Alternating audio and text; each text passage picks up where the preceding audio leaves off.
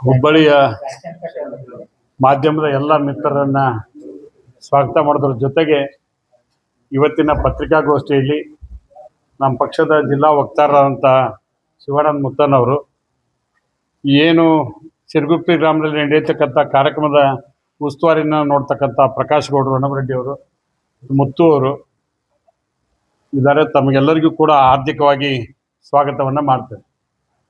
ಉತ್ತರ ಕರ್ನಾಟಕದ ಪ್ರಮುಖ ಸಮಸ್ಯೆ ಅಂದರೆ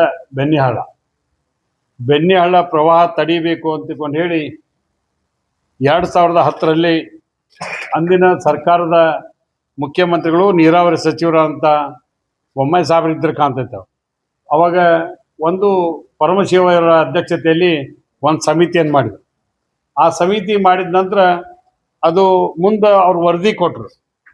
ವರದಿ ಕೊಟ್ಟ ನಂತರ ಇವತ್ತು ಅವ್ರ ನಮ್ಮ ಎದುರಿಗೂ ಇಲ್ಲ. ಆದ್ರೆ ಆ ಕಾಮಗಾರಿಗೆ ಚಾಲನೆಯನ್ನು ಕೊಡ್ತಕ್ಕಂಥ ತೀರ್ಮಾನ ಆಗಿರಲಿಲ್ಲ. ನಾನು ಈ ಬಾರಿ ಗೆದ್ದುಗಳಿಕೆ ಒಂದೇ ಪ್ರಸ್ತಾಪ ಮಾಡಿದ್ದು ಮುಖ್ಯಮಂತ್ರಿಗಳಿಗೆ. ಅವರು ನಾ ಬದಾಮಿಗೆ ಹೋಗ್ಬೇಕಾದ್ರೆ ಹೊಳಬಳ್ಳ ಬೆನ್ನಿಹಳ್ಳ ನೋಡೀನಿ. ನಾನು ನನ್ನ ಕ್ಷೇತ್ರಕ್ಕೆ ಅಲ್ಲಿ ಹೋಗ್ಬೇಕಾದ್ರೆ ಭಾಳ ಅದರ ಅನುಭವ ನನಗಿದೆ. ಅದಕ್ಕೊಂದು ಏನಾರು ಮಾಡೋಣ ಅಂತ ತಿಳ್ಕೊಂಡು ಹೇಳಿ ನಾನು ಮಾತು ಕೊಟ್ಟರು. ಬಜೆಟ್ ಬಂದ್ಬಿಡ್ತು. ಅದೇ ಟೈಮ್ಗೆ ಫಸ್ಟ್ ಟೈಮ್ ಬಜೆಟ್ನಲ್ಲಿ 200 ಕೋಟಿ ರೂಪಾಯಿ ಅನುದಾನವನ್ನು ಬಿಡುಗಡೆ ಮಾಡಿ ಬೆನ್ನಿಹಳ್ಳ ಪ್ರವಾಹ ತಡೀತಕ್ಕಂಥ ಕಾರ್ಯಕ್ರಮಕ್ಕೆ ಒಂದು ನಿರ್ಣಯವನ್ನು ಮಾಡಿದರು. ಮಾಡಿ ಮತ್ತದು ಎಲ್ಲ ಅಧಿವೇಶನದೆಲ್ಲ ಪಾಸಾಗಿ ಸರ್ಕಾರಕ್ಕೆ ಬಂದು ಸರ್ಕಾರದಲ್ಲಿ ಸರ್ಕಾರಿ ಆದೇಶ ಆಗಿ ಮತ್ತು ಕರ್ನಾಟಕ ನೀರಾವರಿ ನಿಗಮ ಕೊಟ್ಟು ಅಲ್ಲಿದ್ದ ಟೆಂಡರ್ ಆಗಿ ಪ್ರೊಸೆಸ್ ಆಗಲಿಕ್ಕೆ 1 ವರ್ಷ ತಗೊಂಡು ಮುಂದೆ ಕಳೆದ ಬಾರಿನ ಕೆಲಸ ಸ್ಟಾರ್ಟ್ ಮಾಡ್ಬೇಕಂತ ಹೋದ್ವಿ. ಪೂರ್ತಿ ಮಳೆ ಒಂದು 5-6 ತಿಂಗಳಿಂದ ನಮಗೇನು ಕೆಲಸ ಮಾಡೋಕ್ಕೆ ಕೊಡಲಿಲ್ಲ. ನಾನು KDP ಸಭೆಯಲ್ಲಿ ಒಂದು ಸಲ ಹೇಳಿದ್ದೆ, ಇದನ್ನು ಈ ಸಲ ಬ್ಯಾಸಿಗೆ ಸ್ಟಾರ್ಟ್ ಆಗೋಕ್ಕನ ಸ್ಟಾರ್ಟ್ ಮಾಡಿಬಿಡ್ತೀವಿ ಅಂತ ತಿಳ್ಕೊಂಡು ಹೇಳಿ ಅದಕ್ಕೆ ಈಗಾಗಲೇ ಮಾನ್ಯ ಮುಖ್ಯಮಂತ್ರಿ ಸನ್ಮಾನ್ಯ ಸಿದ್ದರಾಮಯ್ಯನವರು, ಉಪಮುಖ್ಯಮಂತ್ರಿ ಅಂತ ಸನ್ಮಾನ್ಯ DK ಶಿವಕುಮಾರ್ ಸಾಹೇಬರು, ಸಚಿವ ಸಂಪುಟದ ಆಲ್ಮೋಸ್ಟ್ ಒಂದು 7-8 ಜನ ಸಚಿವರು ಈ ಕಾರ್ಯಕ್ರಮಕ್ಕೆ ಆಗಮಿಸಾಕತ್ತಾರೆ. ಈ 200 ಕೋಟಿ ಕಾಮಗಾರಿ ಜೊತೆಗೆ 150 ಕೋಟಿ ರೂಪಾಯಿ ವಿವಿಧ ಇಲಾಖೆಯ ಕಾಮಗಾರಿಗಳನ್ನು ಕೂಡ ಅವತ್ತು ಭೂಮಿ ಪೂಜೆಯನ್ನು ಮತ್ತು ಶಂಕುಸ್ಥಾಪನೆಯನ್ನು ಉದ್ಘಾಟನೆಯನ್ನು ಮಾಡ್ತಕ್ಕಂಥ ಕಾರ್ಯಕ್ರಮವನ್ನು ಆಯೋಜನೆ ಮಾಡೀವಿ. ಅದಕ್ಕೆ ಇದೊಂದು ಐತಿಹಾಸಿಕ ಕಾರ್ಯಕ್ರಮ. ಭಾಳ ಜನರಿಗೆ 4 ಜಿಲ್ಲೆ, ಇದು 141 ಕಿಲೋಮೀಟರ್ ಇದೆ. ಹಾವೇರಿ ಜಿಲ್ಲೆಯ ದುಂಡಚಿ ಹತ್ರ ಉಗಮವಾಗಿ ಕುಂದಗೋಳ, ಆನಂತರ ಹುಬ್ಬಳ್ಳಿ ತಾಲೂಕು, ಆನಂತರ ಅಣ್ಣಿಗೇರಿ, ಆನಂತರ ನವಲಗುಂದ, ಆನಂತರ ನರಗುಂದ, ರೋಣ ತಾಲೂಕಿನಲ್ಲಿ ಹೋಗಿ 141 ಕಿಲೋಮೀಟ್ರ್ ಇದು ಒಟ್ಟು ಉದ್ದ ಇರ್ತಕ್ಕಂಥದ್ದು. ಈಗ 56ನೇ ಕಿಲೋಮೀಟ್ರಿಂದ ಸ್ಟಾರ್ಟ್ ಮಾಡ್ತೇವೆ. ಅದು ಕುಂದಗೋಳ ತಾಲೂಕಿನಿಂದ ಸ್ಟಾರ್ಟ್ ಆಗಿ ಇದು ಅಪ್ ಟು ಮೆಣಸಿಗೆವರೆಗೂ ಮಾಡ್ತೇವೆ. ಅದು ಈ ಸರ ಕಾಮಗಾರಿ ಮಾಡ್ತಕ್ಕಂಥದ್ದು ಕೆಲವು ಮಂದಿ ತಲೆಯಾಗಿ ಜಸ್ಟ್ ಕಂಟಿ ತೆಗೆದು ಬಿಡ್ತಾರೆ, ಇದು ತೆಗೆದಾರೆ. ಹಂಗಲ್ಲ, ರೀಕನ್ಸ್ಟ್ರಕ್ಟ್ ಆಫ್ ದಿ ಬೆನ್ನಿಹಳ್ಳ ಪೂರ್ತಿ ಅದು ಏನು ಹುಗ್ತಿ ಆಗ್ಬಿಟ್ಟಿದೆ.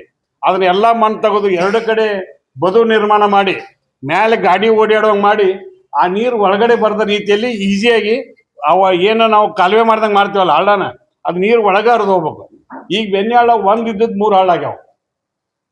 ಯಾಕೆ 3 ಹಳ್ಳ ಆಗ್ಯಾವ ಅಂದ್ರೆ ಅದು ಹೊರಚೇಲಿ 2 ಕಡೆ ಹೋಗ್ಬಿಟ್ಟೈತೆ ನೀರು ದೊಡ್ಡ ಪ್ರಮಾಣದಲ್ಲಿ ಫ್ಲಡ್ ಆಗಿ. ಅದು ಫ್ಲಾಶ್ ಫ್ಲಡ್ ಅಂತಾರೆ. ಅದು ದೊಡ್ಡ ಪ್ರಮಾಣದಲ್ಲಿ ಹಾನಿ ಮಾಡ್ತಕ್ಕಂಥದ್ದು. ಎಷ್ಟು ಹಾನಿ ಆಕಿತ್ತಂದ್ರೆ ಈ ಬೆನ್ನಿಹಳ್ಳ ಆಜುಬಾಜು ಇರ್ತಕ್ಕಂಥ ಈ ಕಡೆ ಒಂದು 3 ಕಿಲೋಮೀಟ್ರ್, ಇತ್ತಾಗ ಒಂದು 3 ಕಿಲೋಮೀಟ್ರ್ ವರ್ಷ ಬೆಳೆಗಳು ಹಾಳಾಗ್ತಿದ್ವು. ಆಮೇಲೆ ಕೆಲವು ಗ್ರಾಮಗಳಲ್ಲಂತೂ ಪೂರ್ತಿ ನೀರಾಗ ಇರ್ತಿತ್ತು.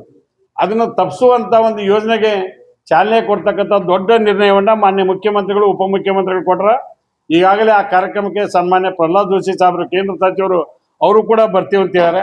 ನಾನು ಈ ಭಾಗದ ಗದಗ ಮತ್ತು ಧಾರವಾಡ ಜಿಲ್ಲೆ ಕಾರ್ಯಕ್ರಮದ ಈ ವ್ಯಾಪ್ತಿಯಲ್ಲಿ ಕೆಲಸ ಮಾಡಕತ್ತೀವಿ. ಅದಕ್ಕೆ 2 ಜಿಲ್ಲೆ ಎಲ್ಲ ಶಾಸಕರನ್ನು ಕರೆದೇವಿ, ಜಿಲ್ಲಾ ಉಸ್ತುವಾರಿ ಸಚಿವರನ್ನು ಕೂಡ ಕರೆದೇವಿ.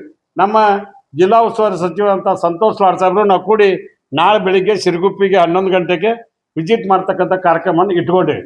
ಇದೊಂದು ನಮ್ಮ ಉತ್ತರ ಕರ್ನಾಟಕ ವಿಶೇಷವಾಗಿ ಬೆನ್ನಿಹಳ್ಳ ಬಂತ ನೀರು ಎಲ್ಲಿ ಹರಿದಿತ್ತಂತ ನಮ್ಮ ರಾತ್ರಿ ನಿದ್ದೆ ಹತ್ತಿದ್ದಿಲ್ಲ. ಅಂದ್ರೆ ಹಳ್ಳ ಚಲೋ ಆದ್ರೆ ನಮ್ಗೇನಾಕಿತ್ತಿದ್ದು ಹಾವೇರಿ ನೀರು, ನಮ್ಗೆ ಹುಬ್ಬಳ್ಳಿ ಧಾರವಾಡ ನೀರು ನವಲಗುಂದಕನ, ಆಮೇಲೆ ಅದೇ ರೀತಿಯಾಗಿ ಬೆಳಗಾವಿ ನೀರು ನಮಗೆ ಈ ತುಪ್ಪರಿ ಹಳ್ಳಕ್ಕೆ ಸೇರ್ಕೊಂಡು ಅದು ಬಂದು ಬೆನ್ನಿಹಳ್ಳಕ್ಕೆ ಕೊಡೋದು. ಆಮೇಲೆ ಈಚೆ ಕಡೆ ಹಂದಿಗನಹಳ್ಳ, ರಾಡಿ ಹಳ್ಳ ಮತ್ತು ಸವಳಹಳ್ಳ ಎಲ್ಲ ನೀರು ಗದಗ ಜಿಲ್ಲೆದ್ದು ಆ ನೀರು ನಮ್ಗೆ. ಹಿಂಗಾಗಿ ದೊಡ್ಡ ಪ್ರಮಾಣದ ಫ್ಲಡ್ ಹಾಕೋತ ಬಂದು ಪ್ರತಿ ವರ್ಷ ದೊಡ್ಡ ಸುದ್ದಿ ಮಾಡ್ತಿತ್ತು. ಅದಕ್ಕೆ ಇದಕ್ಕೊಂದು ಅಟ್ಲೀಸ್ಟ್ ಒಂದು ಎಂಡ್ ಮಾಡ್ಬೇಕು ಅನ್ನುವಂಥ ಪ್ರಯತ್ನವನ್ನ ಮೊದಲೇ ಹಂತದಲ್ಲಿ ಇದಕ್ಕೆ DPR ಪ್ರಕಾರ 1610 ಕೋಟಿ ಬೇಕು. ಅದಕ್ಕೆ ಕೇಂದ್ರ ಸರ್ಕಾರಕ್ಕೂ ಒತ್ತಾಯ ಮಾಡೀವಿ, ರಾಜ್ಯ ಸರ್ಕಾರಕ್ಕೂ ಒತ್ತಾಯ ಮಾಡೀವಿ, ಹೆಚ್ಚಿನ ಅನುದಾನ ಕೊಡಬೇಕು ಅಂತ ಹೇಳಿ ಈಗಾಗಲೇ ನಾವು ಹಕ್ಕೊತ್ತಾಯನ ಮಾಡೀವಿ. ಅದರಲ್ಲಿ ಮೊದಲೇ ಹಂತವಾಗಿ 200 ಕೋಟಿ. ನೀವು 200 ಕೋಟಿಯಲ್ಲಿ ಕೂಡ ನೀವು ಮೋರ್ ದೆನ್ ಒಂದು 60% ಕೆಲಸ ಮಾಡಿಬಿಡ್ತೀವಿ ಅಂದರೆ ಏನು ತೊಂದರೆ ಆಗಲ್ಲ. ಎಲ್ಲಿ ಅತಿ ಹಾನಿ ಆಗುತ್ತಲ್ಲ ಅಲ್ಲಿ ತಡೆಗೋಡೆ ಮಾಡ್ತೇವೆ. ಕೆಲವು ಕಡೆ CD ಬೇಕು, ಆ CD ಮಾಡ್ತಕ್ಕಂಥದ್ದು.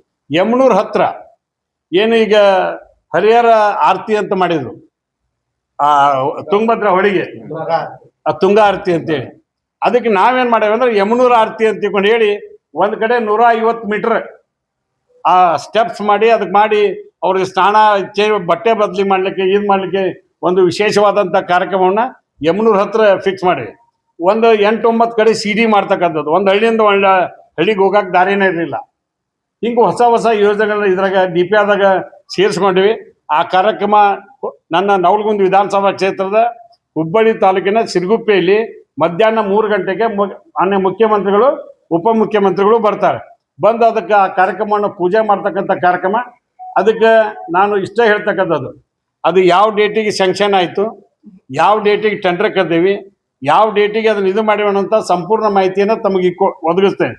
ಅದ್ರ ಕೂಡ ಇವನ್ ತುಪ್ರಿ ಹೇಳೋದಕ್ಕೆ ಮೊದಲೇ ಹಂತದಲ್ಲಿ ಹಿಂದಿನ ಸರ್ಕಾರದಲ್ಲಿ 312 ಕೋಟಿ ರೂಪಾಯಿಗೆ ಮಂಜೂರಾಗಿತ್ತು. ಆ ಮಂಜೂರಾದದ್ದು ಕಂಡೀಷನ್ ಏನು ಹಾಕಿದ್ರೆ ಆದೇಶದಾಗ 150 ಕೋಟಿ ಕಾಮಗಾರಿ ಮಾತ್ರ ತಗೊಳ್ರಿ, ಉಳ್ಕಿದ್ದಕ್ಕೆ ಆಡಳಿತಾತ್ಮಕ ಅನುಮೋದನೆ ಕೊಡ್ತೀವಿ ಅಂತ ಅನುಮತಿ ಮಾತ್ರ ಕೊಟ್ಟಿದ್ದು. ಅದಕ್ಕೆ ಮತ್ತೆ ಫೈನಾನ್ಸ್ ಡಿಪಾರ್ಟ್ಮೆಂಟಿಗೆ ಹೋಗಿ ಅದಕ್ಕೆ ಅನುಮತಿಯನ್ನು ಕೊಟ್ಟು 162 ಕೋಟಿ ರೂಪಾಯಿ ಈಗಾಗಲೇ ಮತ್ತೆ ಅದಕ್ಕೂ ಕೂಡ ಟೆಂಡರ್ ಕರೆದಿವಿ. ಬೆಣ್ಣೆಳಕ್ಕೆ ಇದು ತುಪ್ರಿ ಹಾಳಕ್ಕೆ ಅದ್ರ ಕೂಡ ಒಂದು 30 ಕೋಟಿ ರೂಪಾಯಿ ಅಮೃತ ಯೋಜನೆ ಮೂಲಕ ಕೆರೆ ತುಂಬಿಸ್ತಕ್ಕಂಥ ಕಾರ್ಯಕ್ರಮ. ನವಲಗುಂದ ಸಿಟಿಗೆ ಒಂದು 30 ಕೋಟಿ ರೂಪಾಯಿ UGD ಒಳಚರಂಡಿ ಯೋಜನೆ. ಆಮೇಲೆ ಅಣ್ಣಿಗೇರಿ ಹೊಸ ತಾಲೂಕಿಗೆ ಪ್ರಜಾಸೌಧ ತಾಲೂಕು ಆಡಳಿತ ಕಚೇರಿ ಕಟ್ಟಲಿಕ್ಕೆ. ಆಮೇಲೆ ನವಲಗುಂದ ಮತ್ತು ಅಣ್ಣಿಗೇರಿಗೆ ಪುರಸಭೆ ನೂತನ ಕಟ್ಟಡ. ಒಂದು ತಮಗೆ ಮಾಹಿತಿ ಇರಲಿ, ಇಡೀ ರಾಜ್ಯದಲ್ಲಿ 6 ಕಟ್ಟಡಗಳನ್ನು ಸ್ಥಳೀಯ ಸಂಸ್ಥೆಗಳಿಗೆ ಕಟ್ಟಬೇಕಂತ ತೀರ್ಮಾನ ಮಾಡಿದರು. ಅದರಲ್ಲಿ 6ರಾಗ 2 ನಮ್ಮವು ನವಲಗುಂದ ಮತ್ತು ಅಣ್ಣಿಗೇರಿ. ಇನ್ನು ಉಳಿಕಿದ್ದು ಇಡೀ ರಾಜ್ಯದಾಗ 4 ಕಡೆ ಬೇರೆ ಬೇರೆ ಕಡೆ ಕೊಟ್ರ. 7 ಕೋಟಿ 60 ಲಕ್ಷ ರೂಪಾಯಿ ಒಂದು ಬಿಲ್ಡಿಂಗ್. ಒಂದು 50 ಕೋಟಿ ರೂಪಾಯಿ ಲೋಕೋಪಯೋಗಿ ಸಚಿವರಂತ ಸತೀಶ್ ಜಾರಕಿಹೊಳಿ ಅವರು ವಿವಿಧ ಕಾಮಗಾರಿಗಳಿಗೆ ಚಾಲನೆ ಕೊಡ್ತಕ್ಕಂಥದ್ದು ಒಂದು ಕಾರ್ಯಕ್ರಮ ಅವತ್ತು ಇಟ್ಕೊಂಡೆ. ಮತ್ತು ಅದೇ ರೀತಿಯಾಗಿ ಪ್ರಿಯಾಂಕ ಖರ್ಗೆ ಸಾಹೇಬರು 30 ಕೋಟಿ ರೂಪಾಯಿ ಕಾಮಗಾರಿಯನ್ನ ವಿವಿಧ ರಸ್ತೆಗಳಿರ್ಬೋದು, ಊರಲ್ಲಿ ಕಾಂಕ್ರೀಟ್ ರಸ್ತೆ ಮಾಡ್ತಕ್ಕಂಥದಕ್ಕೆ ಅನುದಾನವನ್ನು ಬಿಡುಗಡೆ ಮಾಡ್ರ. ಅದ್ರಾಗೂ ಕೂಡ ಇಟ್ಟಿವಿ. ಮುಜರಾಯಿ ಇಲಾಖೆ, ಅಲ್ಪಸಂಖ್ಯಾತರ ಇಲಾಖೆಯಿಂದ ಒಂದು 5 ಕೋಟಿ 10 ಕೋಟಿ ಈ ರೀತಿಯಾಗಿ ಒಂದು ಲಿಸ್ಟ್ ಮಾಡಿವಿ. ಅವು ಎಲ್ಲವೂ ಕೂಡ ಮಂಜೂರಾಗಿದೆ. ಅದಕ್ಕೆ ಅವನ್ನೆಲ್ಲನೂ ಕೂಡ ಪೂಜಾ ಮಾಡ್ತಕ್ಕಂಥ ಇದೊಂದು ಅದ್ಭುತ ಕಾರ್ಯಕ್ರಮ. 150 ಕೋಟಿ ರೂಪಾಯಿ ಇದರ ವಿವಿಧ ಇಲಾಖೆ ಕಾಮಗಾರಿ, 200 ಕೋಟಿ ರೂಪಾಯಿ ಬೆಣ್ಣೆ ಹಳ್ಳದು. ಇದನ್ನ ತಮ್ಮ ಮೂಲಕ ಮನವಿ ಮಾಡ್ತಕ್ಕಂಥದ್ದು. ಎಲ್ಲ ಜನ ಬಂದು ಭಾಗವಹಿಸ್ಬೇಕು, ಈ ಕಾರ್ಯಕ್ರಮವನ್ನು ಯಶಸ್ವಿಗೊಳಿಸ್ಬೇಕು. ಇದೊಂದು ಪಕ್ಷಾತೀತವಾಗಿ ಭಾಗವಹಿಸ್ಬೇಕಂತ ಮನವಿ ಮಾಡೋಣ. ಯಾಕಂದ್ರೆ ಇದಕ್ಕೆ ರೈತರ ವ್ಯವಸ್ಥೆ ಇರ್ತಕ್ಕಂಥದ್ದು. ಭಾಳ ಜನ ಇದಕ್ಕೆ ಹಳ್ಳಿಕಟ್ಟಿ ಒಬ್ಬ ರೈತ, ಇದು ನಮ್ಮ ನಾಗರಹಳ್ಳಿ ರೈತ ರಾಜು ಹಳ್ಳಿಕಟ್ಟಿ ಅಂತ, ಅವ್ನು 3 ಎಕರೆ 15 ಗುಂಟೆ ಜಾಗ ಹೊಲ. ಅವ ಮೊನ್ನೆ ಪೆಂಡಾಲ್ ಹಾಕೋ ಟೈಮ್ದಾಗ ಬಂದ ಕಣ್ಣೀರ ತೆಗೆದ್ಬಿಟ್ಟ. ಅವ ಯಾಕೆ ಅಂತ ಕೇಳಿದೆ. ಅಂಥವ್ರೆಲ್ಲ ಕಣ್ಣು ಒರೆಸುವಂಥ ಕೆಲಸವನ್ನ, ರೈತರಿಗೆ ಏನು ತೊಂದರೆ ಆಗಿತ್ತು ಆ ಕೆಲಸವನ್ನ ಮಾಡ್ತಕ್ಕಂಥ ತೀರ್ಮಾನ ಮಾಡೀನಿ. ಅದಕ್ಕೆ ನಾನು ಯಾರಿಗೂ ಟೀಕೆ ಟಿಪ್ಪಣಿ ಇದ್ರೆ ಮಾಡಕ್ಕೆ ಹೋಗಲ್ಲ. ನನ್ನ ಕರ್ತವ್ಯ ಏನಂದ್ರೆ ಜನರು ನನಗೆ ಆಶೀರ್ವಾದ ಮಾಡ್ಯಾರ, ಜನರ ಪರವಾಗಿ ನಾ ಕೆಲಸ ಮಾಡಬೇಕು. ಯಾರ್ಯಾರ ಕಾಲದಾಗ ಏನೇನಾಗೈತೆ ಅನ್ನೋದ್ರ ಬಗ್ಗೆ ಸಂಪೂರ್ಣವಾದ ಮಾಹಿತಿಯನ್ನು ಪೇಪರನ್ನು ತಮಗೆ ಕೊಡ್ತೀವಿ ನಾವು ಡಿಟೇಲ್ ಆಗಿ. ನಾನು 2013ರಿಂದ 18ರವರೆಗೆ ಶಾಸಕನಾಗಿದ್ದೆ. ಅವತ್ತ 36 ಕೋಟಿ ರೂಪಾಯಿ ದುಡ್ಡು ಕೊಟ್ಟರು. ಅವತ್ತ ಮೈಸಿ ಅಂತ ಚೀಫ್ ಸೆಕ್ರೆಟರಿ, ನಮ್ಮ ಧಾರವಾಡದವರು. ಅಲ್ರಿ ನೀವು ಚೀಫ್ ಸೆಕ್ರೆಟರಿ ಅವರಾಗಿರಿ, ನಮ್ಮ ಭಾಗದವರು, ಮತ್ತು ನೀವೇನು ಮಾಡಲೇ ಇಲ್ಲಲ್ಲ ಅಂತಂದೆ. 36 ಕೋಟಿ ರೂಪಾಯಿ ಅವತ್ತಿನ ಮುಖ್ಯಮಂತ್ರಿಗಳಿಗೆ ಹೇಳಿ ಅವತ್ತು ಅವ್ರು 36 ಕೋಟಿ ಕೊಟ್ಟರು. ನಾನು ಬೆಣ್ಣೆಳಕ್ಕೆ ಅಷ್ಟ ಉಪಯೋಗ ಮಾಡ್ಬೇಕಂದೆ, ನಮ್ಗೆ 5 ಕೋಟಿ ಕೊಟ್ಬಿಟ್ರು. ಅದ್ರಾಗ ಅವಾಗೇನಾಗ್ಬಿಡ್ತು,